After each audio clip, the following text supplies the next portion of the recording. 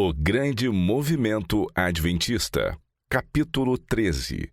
Sinais da direção de Deus. Ou se um Deus intentou ir tomar para si um povo do meio de outro povo, com provas e com sinais, e com milagres e com peleja, e com mão poderosa e com braço estendido, e com grandes espantos, segundo tudo quanto o Senhor vosso Deus vos fez no Egito aos vossos olhos. A ti te foi mostrado para que soubesses que o Senhor é Deus, nenhum outro há senão Ele. Deuteronômio 4, de 34 a 35. Foi assim que o Senhor operou ao tomar um povo dentre uma nação pagã, a fim de levá-los aonde pudesse lhes declarar sua lei, entregando-a a eles esculpida em tábuas de pedra. Essas maravilhas não foram realizadas com o fim de lhes satisfazer a curiosidade, mas para que ficassem certos de que aquele que no Egito fizera coisas portentosas, maravilhas na terra de Cã, tremendos feitos no Mar Vermelho e do cimo do Monte Sinai, falara com eles em meio a chamas e fumaça, não era outro senão o Deus vivo e verdadeiro, o Criador de todas as coisas. A sarça ardente e o chamado de Moisés.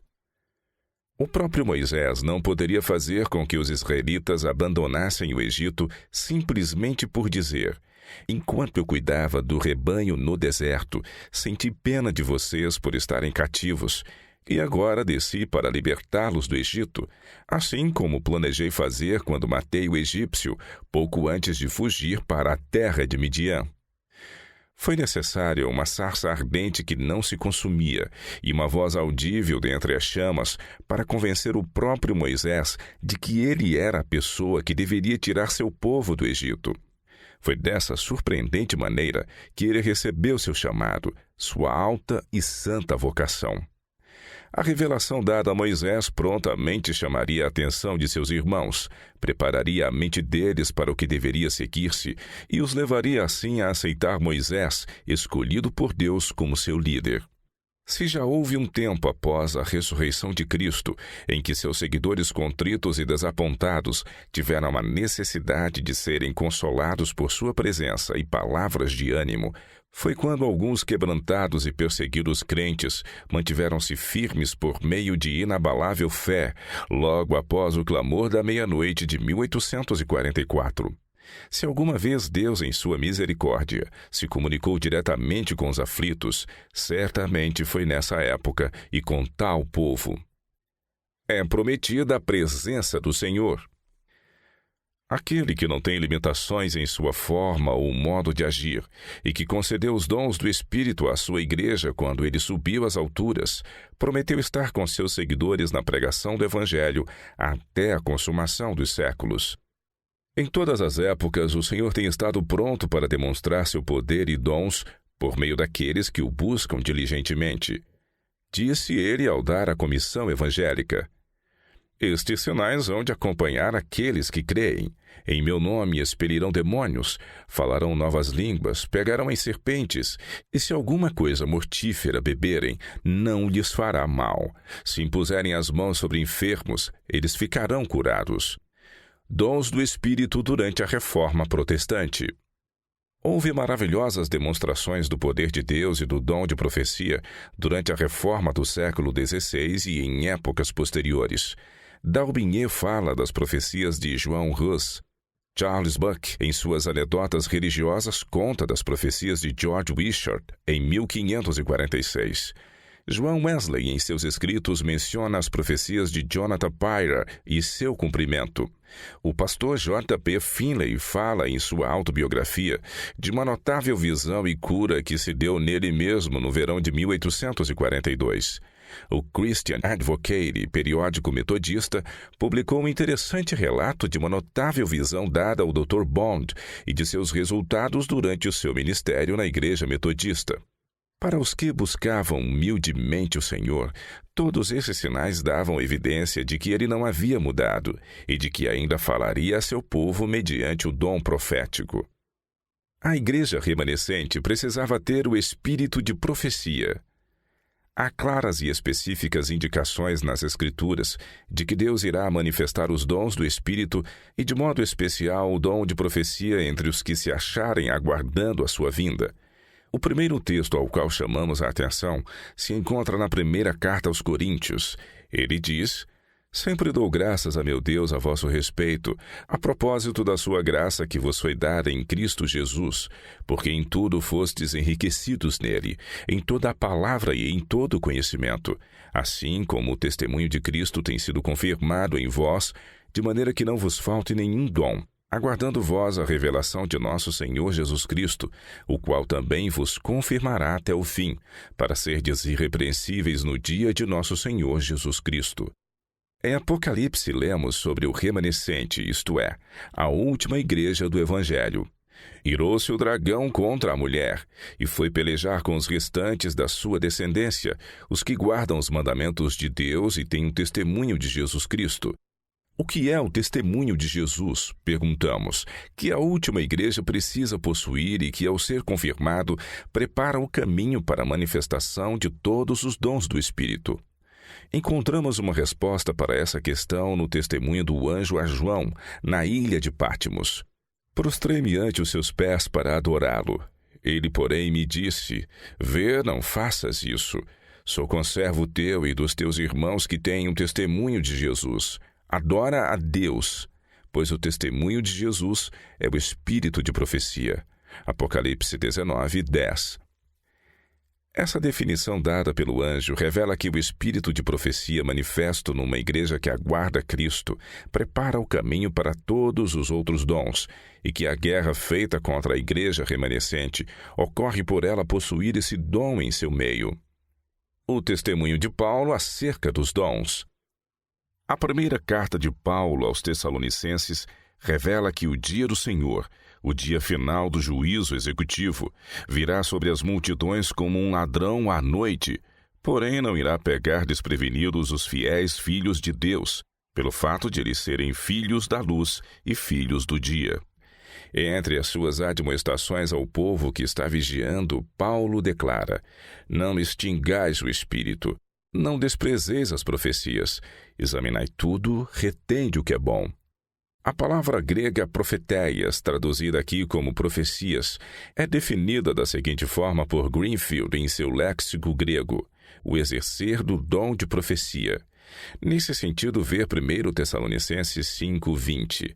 Os léxicos de Parkhurst, Robinson e Liddell Scott também concordam com esse pensamento. Temos aqui, portanto, um claro testemunho de que o verdadeiro dom de profecia estará presente na igreja que aguarda a segunda vinda de Cristo. A admoestação não é para desprezar o dom, mas para prová-lo, e ao encontrar sua genuína manifestação, retê-lo. O cumprimento da promessa. Até aqui vimos como o Senhor começou a manifestar o dom de profecia durante a proclamação da mensagem do primeiro e segundo anjos. Esse dom foi mais plenamente desdobrado a partir do término dos 2.300 dias. Deus escolheu seu próprio instrumento para esse fim, elegendo como seu agente alguém que não só havia entregado tudo a ele, mas cuja vida ficou por um fio, o mais fraco dos fracos, como mostrado a Hazen Foss. 2 meses após a passagem do tempo, Ellen Harmon, de Portland, Maine, começou a receber revelações de Deus com a idade de apenas 17 anos. Pela oportunidade que tive de conversar com pessoas que viviam em Portland por ocasião da primeira visão de Ellen Harmon e por conhecer também a Sra. Haynes, em cuja casa Ellen teve sua primeira visão, vou relatar os fatos conforme essas pessoas me transmitiram. Naquela época, Ellen se encontrava numa condição de saúde muito crítica. Por várias semanas, mal tinha sido capaz de falar mais alto que um sussurro. O médico decidiu que seu problema era consumo hidrópico, um tipo de tuberculose.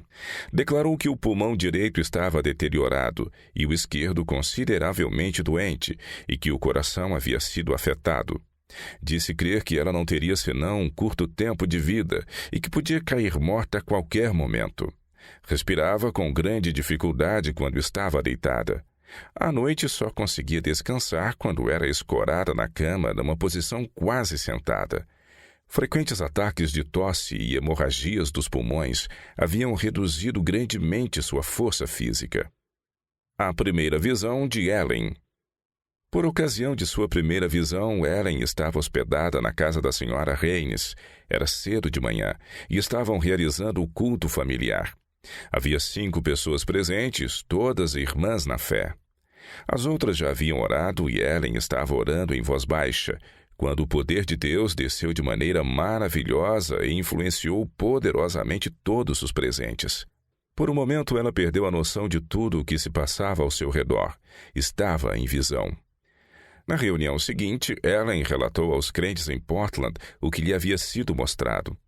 Os irmãos tiveram plena confiança de que isso procedia de Deus. Na ocasião, havia cerca de 60 pessoas em Portland que confirmaram a obra como sendo do Senhor. O poder que acompanhava a visão, bem como seu relato, só poderia vir de Deus.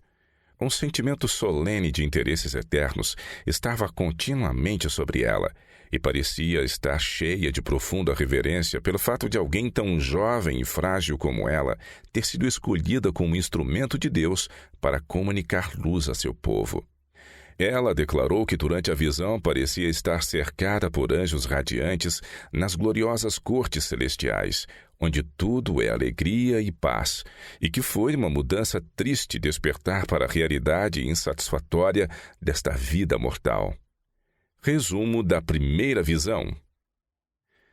O seguinte sumário de sua primeira visão, conforme ela mesma relatou aos crentes em Portland, nos fornece algumas ideias quanto à natureza de suas visões como um todo. Enquanto orava, o poder de Deus se apoderou de mim como nunca havia sentido antes. Fui cercada de luz e subia cada vez mais alto, afastando-me da terra. Virei-me para ver o povo do advento no mundo, mas não o pude achar, quando uma voz me disse: "Olhe novamente e olhe um pouco mais para cima." Então eu ergui meus olhos e vi um caminho estreito e apertado, que se estendia acima do mundo. Nesse caminho, o povo do advento estava viajando para a cidade que se encontrava em sua extremidade oposta. Tinham uma brilhante luz colocada por trás deles no começo do caminho, o qual um anjo me disse ser o clamor da meia-noite. Ela brilhava em toda a extensão do caminho, proporcionando-lhes claridade para seus pés, para que assim não tropeçassem. Se conservavam o olhar fixo em Jesus, que se achava precisamente diante deles, guiando-os para a cidade, estavam seguros. Mas logo alguns ficaram cansados e disseram que a cidade estava muito longe e esperavam nela ter entrado antes. Então Jesus os animava, levantando seu glorioso braço direito, e de seu braço saía uma luz que incidia sobre o povo do advento, e eles clamavam: "Aleluia!" Outros temerariamente negavam a existência da luz atrás deles e diziam que não fora Deus que os guiara até ali. A luz atrás deles desaparecia, deixando-lhes os pés em densas trevas, de modo que tropeçavam, tirando os olhos do alvo, perdendo de vista Jesus, e caíam do caminho para baixo, no mundo tenebroso e ímpio. Logo ouvimos a voz de Deus, semelhante a muitas águas, a qual nos anunciou o dia e a hora da vinda de Jesus. Os santos vivos reconheceram e entenderam a voz, ao passo que os ímpios julgaram ser ela um trovão ou terremoto. Ao declarar Deus a hora, derramou sobre nós o Espírito Santo, e nosso rosto começou a resplandecer e a brilhar com a glória de Deus, como aconteceu com o de Moisés ao descer do Monte Sinai. A condição de Ellen White durante as visões. Antes de continuarmos o emocionante relato dessa maravilhosa manifestação do Espírito de Deus, vou expor alguns fatos relativos às visões. A primeira vez que vi Ellen White, que se chamava Ellen Harmon antes de se casar, foi em outubro de 1852. Naquele dia eu a vi numa visão que durou mais de 1 hora. Desde então tive o privilégio de vê-la em visão cerca de 50 vezes. Tenho estado presente enquanto médicos a examinaram durante as visões e considero um prazer testemunhar do que vi e conheci. Creio que, quanto a isto, uma narração de fatos não pode ser descuidadamente deixada de lado, a fim de se apegar a suposições aleatórias de pessoas que nunca a viram nessa condição. Quando ela entra em visão, dá 3 arrebatadores gritos de glória, que ecoam e ressoam, sendo o segundo e especialmente o terceiro mais fracos, porém mais emocionantes que o primeiro, e pronunciados com uma voz semelhante à de alguém bem distante, cuja voz quase já não pode ser ouvida. Por cerca de 4 ou 5 segundos, parece cair como uma pessoa num desmaio ou alguém que perdeu a força. Então parece ser instantaneamente preenchida de força sobre-humana, às vezes levantando-se de uma só vez sobre seus pés e andando pela sala. Há frequentes movimentos das mãos e dos braços, apontando à direita ou à esquerda, conforme sua cabeça se volta. Todos esses movimentos são feitos de forma muito graciosa. Em qualquer posição que sua mão ou braço são colocados, é impossível que alguém possa movê-los. Seus olhos estão sempre abertos, mas ela não pisca. A cabeça fica levantada e ela olha para cima, não com um olhar vago, mas com uma expressão agradável, apenas diferindo de sua expressão normal por parecer estar olhando atentamente para algum objeto distante. Ela não respira, mas seu pulso continua batendo regularmente. Sua fisionomia é agradável e a cor de seu rosto corado como em seu estado natural. Comparada com a condição de Daniel, sua condição quanto à respiração, perda de força e o fortalecimento recebido quando o anjo de Deus a toca está em perfeito acordo com a descrição feita pelo profeta Daniel sobre sua própria experiência em visão. Ele relata: "Fiquei, pois, eu só e contemplei esta grande visão, e não restou força em mim. O meu rosto mudou de cor e se desfigurou, e não retive força alguma. Como, pois, pode o servo do meu senhor falar com o meu senhor? Porque, quanto a mim, não me resta já força alguma, nem fôlego ficou em mim. Então me tornou a tocar aquele semelhante a um homem, e me fortaleceu, e disse: Não temas, homem muito amado, paz seja contigo. Sê forte, sê forte. Ao falar ele comigo, fiquei fortalecido e disse: Fala, meu senhor, pois me fortaleceste. Depoimentos de testemunhas oculares. M. G. Kellogg, médico. Quanto à condição de Ellen White no momento em que está em visão, algumas declarações de testemunhas oculares podem ser de grande valor. A primeira é de M. G. Kellogg, em referência à primeira visão recebida em Michigan em 29 de maio de 1853, numa reunião realizada em Tyrone, condado de Livingston. Ele diz: A irmã White permaneceu em visão por cerca de 20 minutos ou meia hora.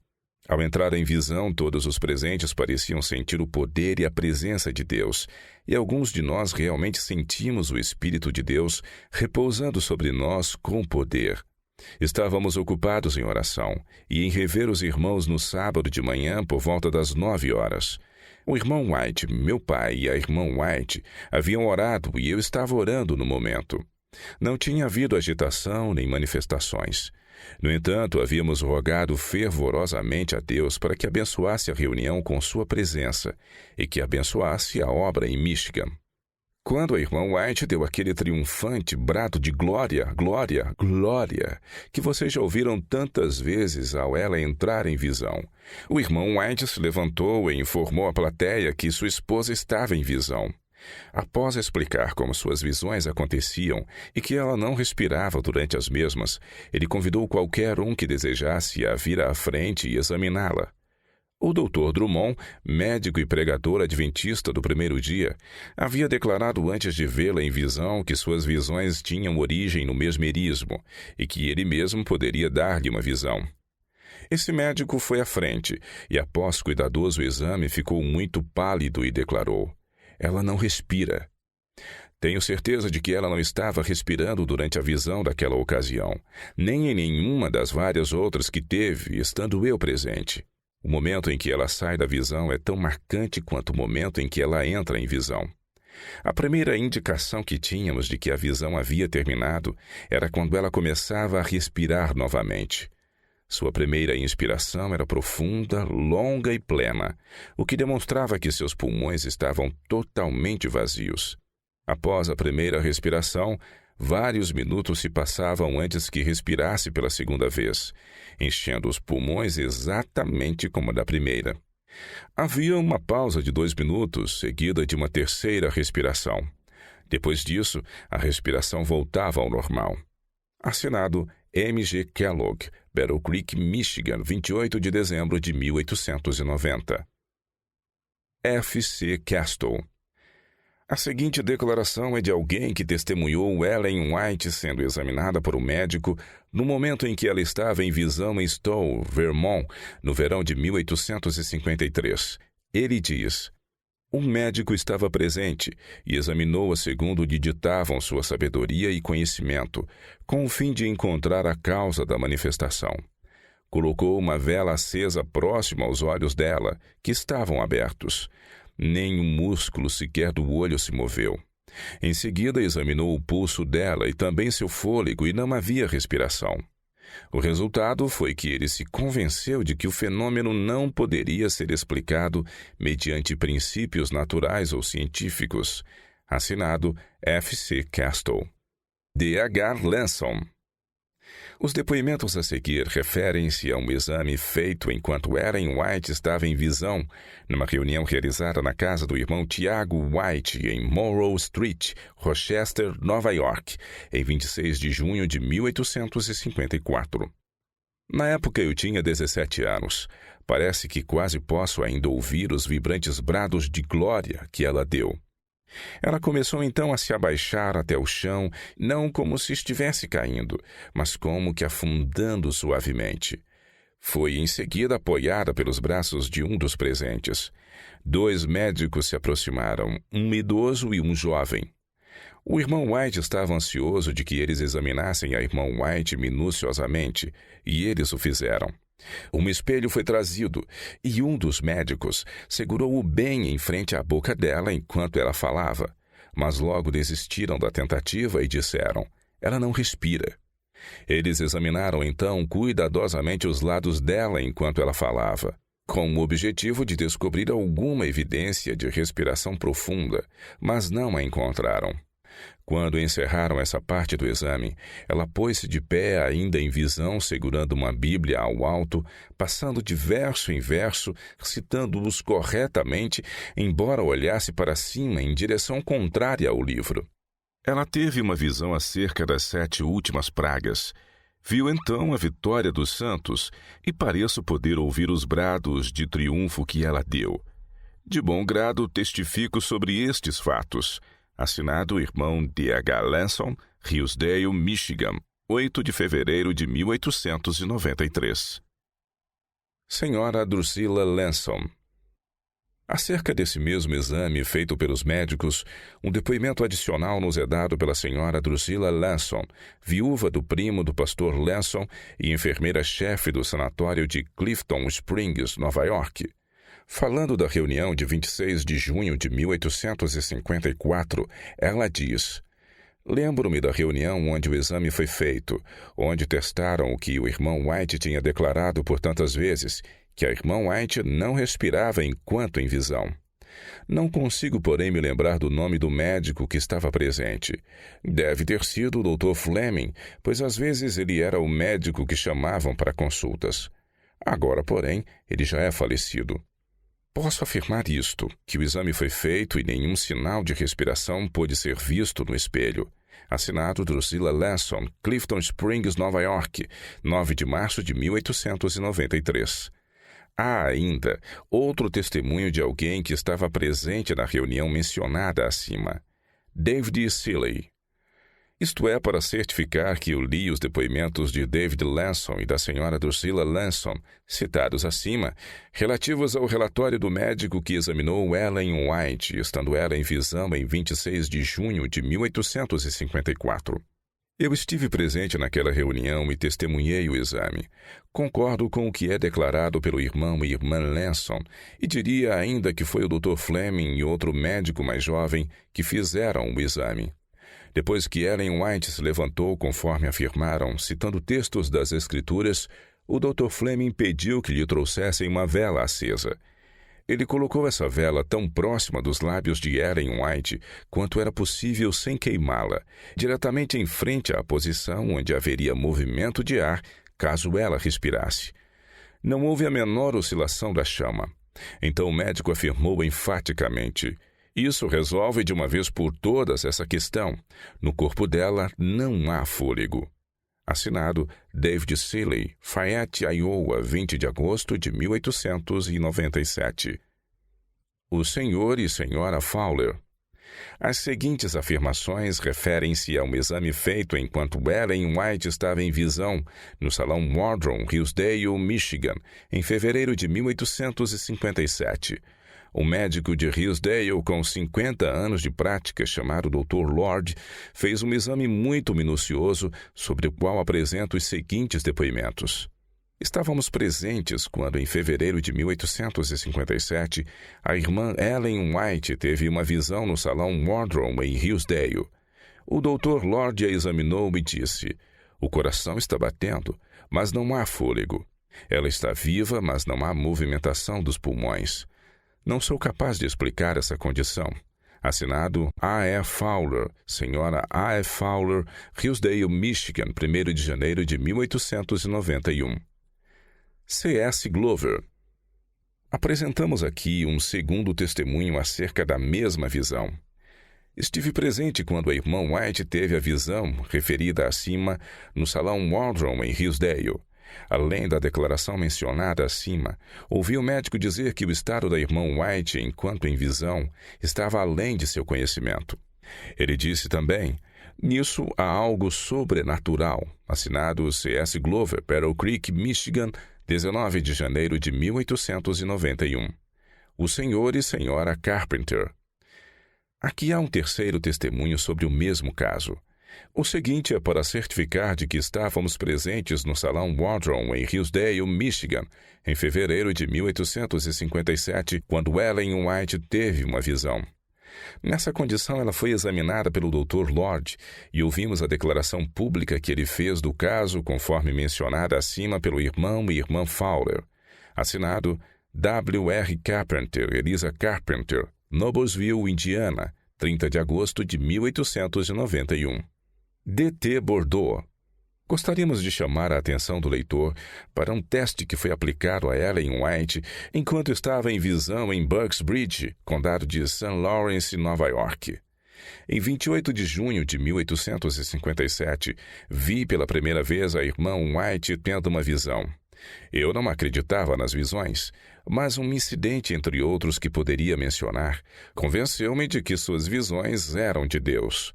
Para que eu pudesse ficar satisfeito quanto ao fato de ela respirar ou não, coloquei primeiro minha mão sobre seu tórax, por tempo suficientemente longo para perceber que seus pulmões não inflavam mais do que os de um cadáver.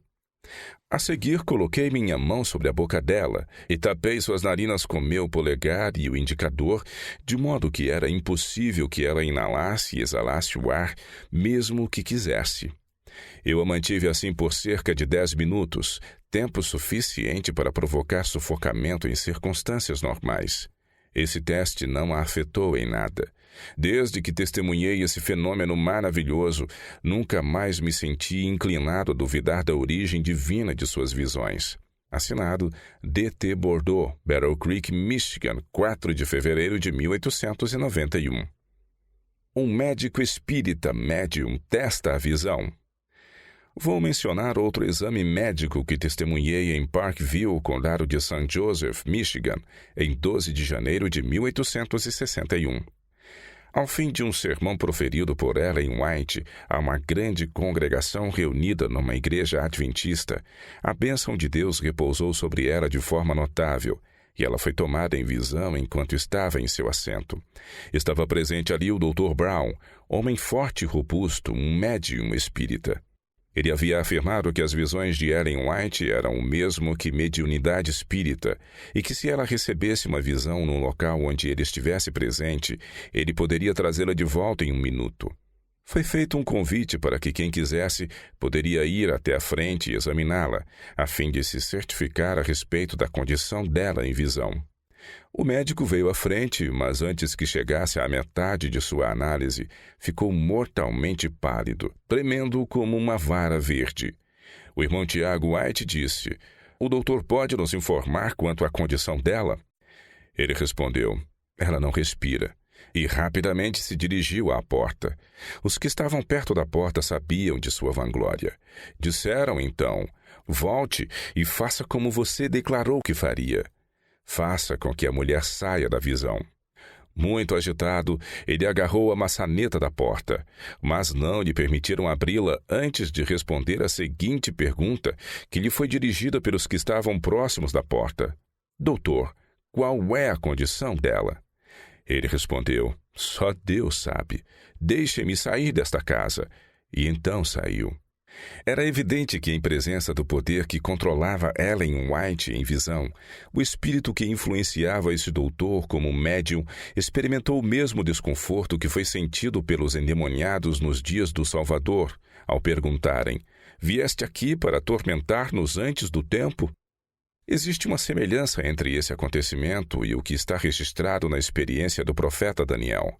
Quando o Espírito do Senhor tomou Daniel em visão, os caldeus presentes, pagãos sem qualquer conhecimento do Espírito de Deus, ficaram muito apavorados e fugiram e se esconderam.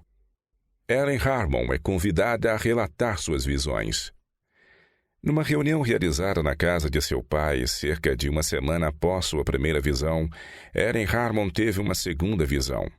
Nessa visão, ela foi instruída a relatar a outros o que lhe havia sido revelado. Ela ficou muito perplexa para saber como poderia atender a essa ordem dada pelo Senhor. Sua saúde era tão fraca que sentia muitas dores no corpo e aparentemente lhe restava pouco tempo de vida. Tinha apenas 17 anos de idade. Era pequena e frágil, não acostumada a relacionamentos sociais, e por natureza tão tímida e reservada que lhe era doloroso conhecer estranhos. Orou fervorosamente por vários dias até tarde da noite, para que essa responsabilidade fosse removida e colocada sobre alguém mais capaz de suportá-la. Mas a luz do dever não se alterou, e as palavras do anjo soavam continuamente: "Conte a outros o que eu revelei a você." Neste estado mental de perplexidade, Ellen Harmon assistiu a outra reunião realizada na casa de seu pai. Nessa reunião, o grupo inteiro se uniu em fervorosa oração em favor dela, e mais uma vez ela se consagrou ao Senhor e sentiu-se disposta a ser usada para a glória dele. Enquanto orava, dissipou-se a densa escuridão que a envolvia, e como ela declarou posteriormente, uma luz brilhante veio em sua direção como bola de fogo, e quando caiu sobre ela, foi-lhe tirada a força, e ela pareceu estar na presença de Jesus e dos anjos. Novamente foi repetido: "Conte a outros o que eu revelei a você." Ela pediu encarecidamente que, se fosse seu dever ir e declarar o que o Senhor lhe havia mostrado, então que ela fosse preservada de exaltação. Assim, um anjo disse que sua oração fora atendida e que, se ela estivesse em perigo de exaltar-se, seria afligida com enfermidade. O anjo lhe disse: "Se você transmitir a mensagem com fidelidade e perseverar até o fim, você vai comer do fruto da árvore da vida e beber do rio da água da vida." A visita de Ellen Harmon a Poland, Maine. Havia sido mostrado a Ellen Harmon que ela deveria ir a Poland, Maine e contar sua visão.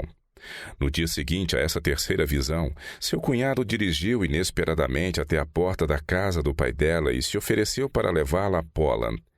Ela conduziu ali uma reunião em que relatou a visão. Hazen Foss, em desespero, não pôde ser convencido a comparecer ao culto, mas ouviu-a contar sua visão pelo lado de fora, com o ouvido encostado na porta. Ele disse: "A visão que ela está relatando é tão parecida com o que me foi mostrado, como se duas pessoas descrevessem a mesma coisa." Na manhã seguinte, ele inesperadamente encontrou Ellen Harmon e a aconselhou a ser fiel em suportar a responsabilidade e em relatar os testemunhos que o Senhor lhe desse, e que não seria abandonada por Deus. Para outros ele declarou: "Esse é o instrumento sobre quem o Senhor colocou esta responsabilidade. Ele certamente deveria saber o que falava, pois havia visto tal pessoa na visão em que lhe foi dito que a responsabilidade fora retirada dele." Na época, a obra de Aaron Harmon era ir de um lugar para outro nos estados da Nova Inglaterra, relatando o que lhe havia sido mostrado. Em alguns casos, era-lhe dito em visão para onde devia ir e também quais dificuldades iria encontrar. Suas mensagens correspondiam principalmente a repreensões àqueles que estavam aderindo à doutrina do advento espiritual de Cristo e encorajamentos para que todos se apegassem à experiência do passado. Ela diz acerca de sua experiência: alguns se abstiveram totalmente de trabalho e excluíram todos que não recebessem a opinião deles sobre esse ponto. Deus revelou-me esses erros em visão e enviou-me aos seus filhos errantes para lhes declarar, mas muitos deles rejeitavam a mensagem totalmente e me acusavam de conformidade com o mundo. Por outro lado, os adventistas nominais me acusavam de fanatismo, e eu fui falsamente representada e por alguns até perversamente representada como sendo o líder do fanatismo, ao qual em realidade eu estava trabalhando para extinguir. Veremos mais a esse respeito no próximo capítulo.